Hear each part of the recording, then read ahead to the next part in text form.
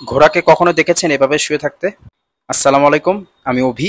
আমরা জানি যে ঘোড়া দাঁড়িয়ে দাঁড়িয়ে ঘুমায়, কিন্তু ঘোড়া যখন গভীর ঘুমে থাকে, ঘোড়া কিন্তু ঠিক এভাবেই শুয়ে থাকে। যদিও এখানকার ঘোড়াগুলোকে তেমন একটা যত্ন নেওয়া হয় না, এরা অত্যন্ত দুর্বল। তাছাড়া আজকে গরমও অনেক পড়েছে। উচিত ছিল ঘোড়াগুলোর পাশে পানি রেখে দেওয়া। আমাদের পূর্বপুরুষরা কিন্তু ঘোড়া হাঁকাতেন, আর এই ঘোড়া নিয়ে কিন্তু যুদ্ধে যেতেন। যদিও সময়ের বিবর্তনে, কালের আবর্তনে আমরা এখন গাড়িতে চড়ি, কিন্তু আমরা বিশ্বাস করি ইমাম মাহাদি আর ঈসা আলাইহিসসালাম যখন দুনিয়াতে আবার ফেরত আসবেন, আমরা ঠিক এই ঘোড়া নিয়ে আবার যুদ্ধে অংশগ্রহণ করব এবং সাথে তীর চালাবো।